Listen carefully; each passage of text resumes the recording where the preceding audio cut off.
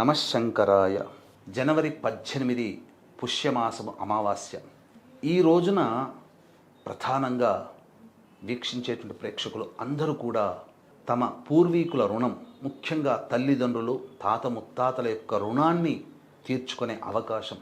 మనకు 5,000 నోట్లోకి పోతున్నాయంటే వాళ్ళు చేసిన పుణ్యకర్మల ప్రభావమే. ఇదంతా మనం పొందే భోగభాగ్యాలన్నీ వాళ్ళు పంచిపెట్టిన అదృష్టమని గుర్తుంచుకోవాలి.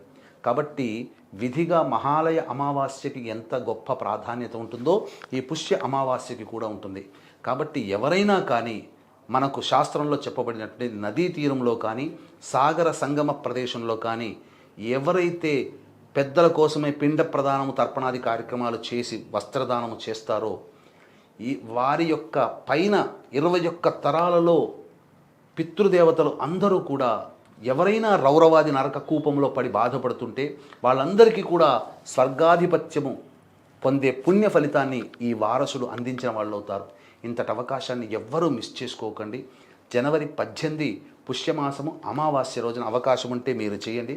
లేకపోతే మీ తరపున సుప్రసిద్ధ మహిమాన్విత కాశీక్షేత్రంలో గంగా నదీ తీరంలో బ్రాహ్మణులని కర్తగా పెట్టి మీ తరపున పిండ ప్రదానము తర్పణాది కార్యక్రమాలు చేయించడం జరుగుతుంది.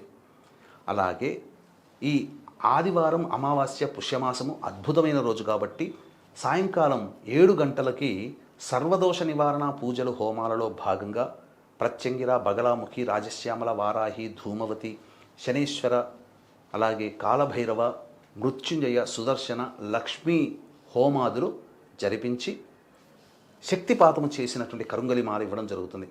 అవకాశం ఉన్న వాళ్ళు సాయంకాలం 7 గంటల లోపల జనవరి 18 ఈ లోపల స్క్రీన్పై కనిపిస్తున్న నెంబర్కి కాంటాక్ట్ చేసి మీ గోత్రనామాదులు నమోదు చేసుకోవచ్చు.